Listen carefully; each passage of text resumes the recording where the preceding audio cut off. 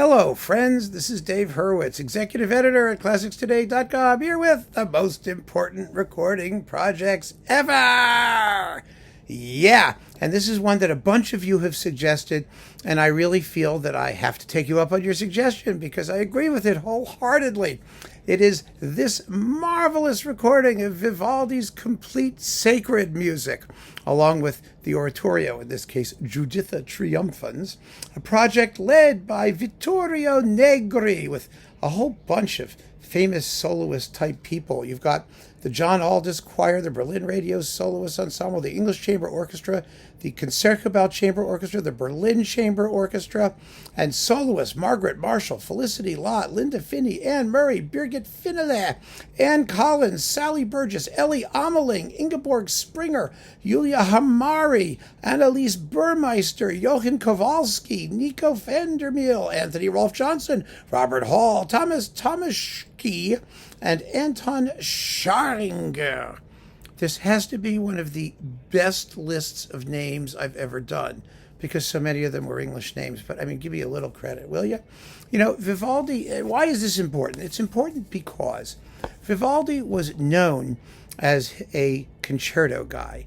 Really an important composer in the history of the concerto because he was one of the inventors of the Neapolitan concerto, the three-movement instrumental concerto as we know it today.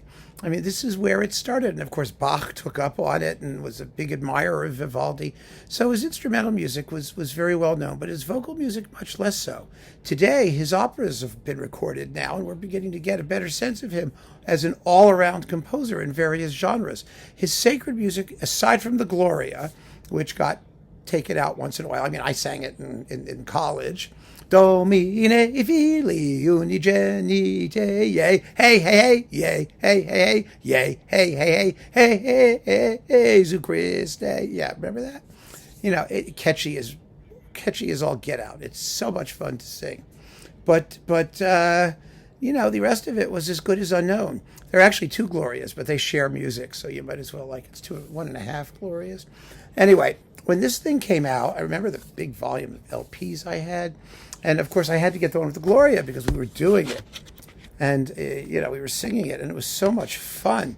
And my friend Eve was singing the alto solo, you know, Domine Deus adius Dei filius patris. Never mind. I used to be able to do a very good alto.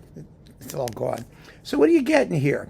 So sacred music number one, you get a Lauda Jerusalem, the introduction to the Gloria, hey, the Gloria, of course, Laudate Pueri Dominum and Laudate Dominum.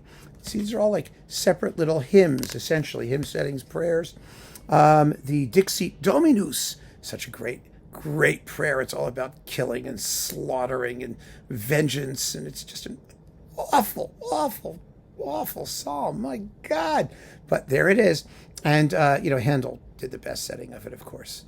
You know, the Conquasavi, Conquasa, ha, ha, ha. You know, Verdi isn't quite as warlike. Vivaldi, that's the guy, isn't quite as warlike. But it's a beautiful setting. And his Magnificat, we get a Magnificat. And Beatus Vir. Then on disc number 3, we have a Kyrie and the other Gloria, and a Credo, and a Credidi Propter Quod. Yeah, okay. And the Laetatus Sum, a very particularly beautiful setting, that I think it really is.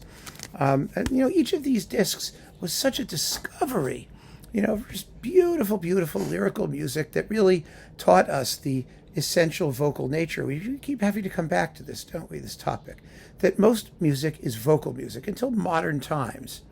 The essence of music was to make instruments sing, but singing was the basis for it, and particularly Italian music, of course. So we've got Domine ad audiavandum me, the Beatus Vir, Magnificat, another one, and a Credo. Lots of Credos. There are no formal mass settings here, just individual movements. But they're beautiful. There's large work here, Sacrum, and then introduction to the Dixit, another Dixit Dominus, and in Exitu Israel. Gives him a chance to be even more vicious than the first Dixit Dominus. Yeah. Nisi Dominus, another popular Dominus setting. And then we've got Gaudi Mater Ecclesia. Oh, I remember this one.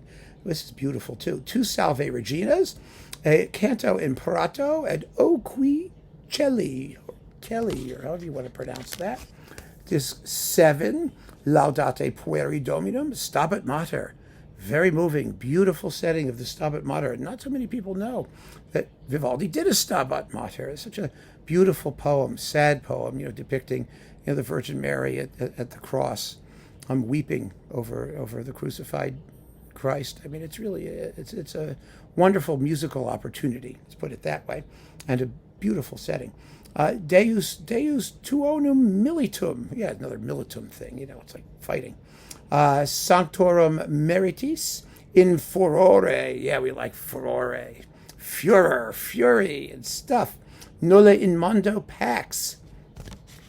Okay, and then we've got, let's see, Salve Regina, another Laudate Pueri, Confitebor, Regina Celi.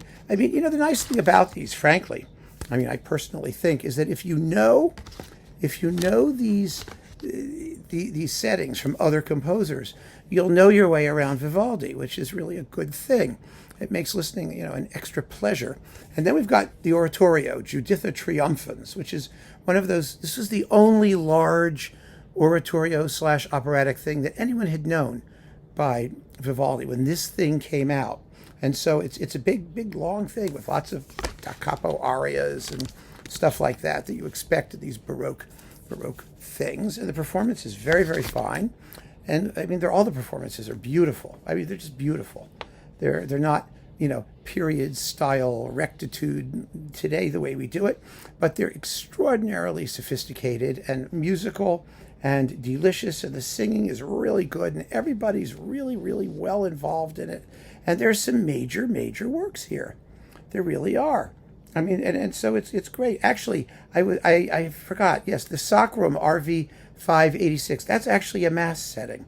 There's a Kyrie Gloriae Credo Sanctus Agnus Dei. Yeah. So there you go. That's an actual mass setting. But the rest of it, are these multi-number, cantata style settings of hymns and other prayers, and they're beautiful. They're beautiful and definitely worth hearing, and they will certainly expand your concept of what Vivaldi was and what he accomplished, and that's the whole point, and that's why this is one of the most important recording projects ever, if you can still find it. That's the catch. There is a competing series of sacred music on Hyperion. It's another box, if you can find it. It's always if, right? But you can try, and most of this stuff is available separately still, or you can stream it, or you'll get it. But give his sacred music a chance. You really should. It's got all of the winning qualities that his concerti have, and I think in many respects an extra depth of feeling, because he was a priest after all. He was very serious when he wrote sacred music. So there you go, and he wasn't going after the little girls or whatever was going on as well. So keep on listening, friends. Thanks for joining me. Take care.